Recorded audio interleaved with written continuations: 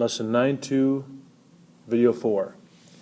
Composite figures and areas of irregular figures. Here we have no one shape, but a combination of shapes. In this particular case, for A, you can, to find out the area, you would split it up into pieces. So let's start with perimeter first, because that's pretty straightforward, and plus it'll help us find lengths if we need it.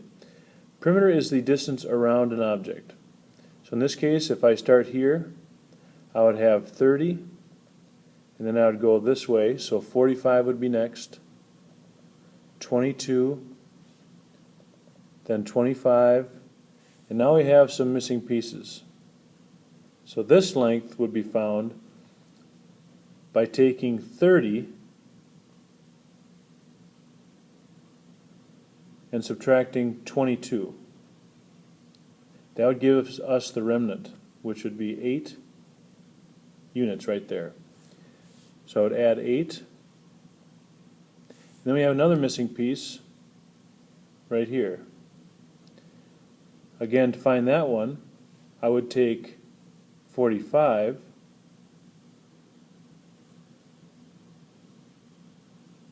minus 25 to find that missing piece. And this missing piece right here then would be 20, which would give us a perimeter of 150 centimeters squared. Now in finding the area, there's a couple things that you can do. You can break the shape up into two different shapes, but you can do it in two different ways. One is you can break it up into shape 1 and 2, or you can break it up into shapes this way, where you'd have shape 1 and 2. Now for this, you'll get the same in either case, so I'm going to choose to break it up this way. So shape 1 and shape 2.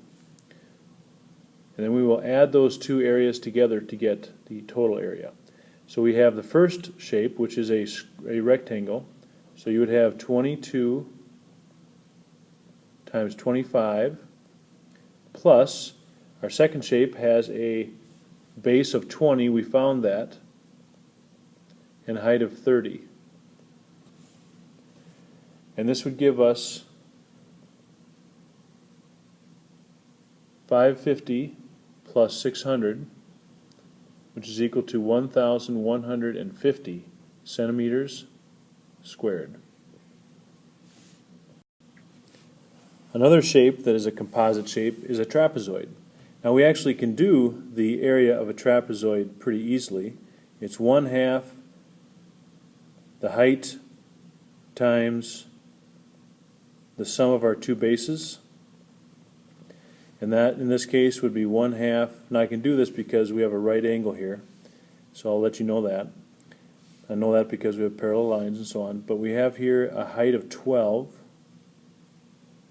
a base 1 of 15, and a base 2 of 22, which gives us 1/2 times 12, and then again that would be the sum of 15 and 22, and together that product would give us 222 centimeters squared.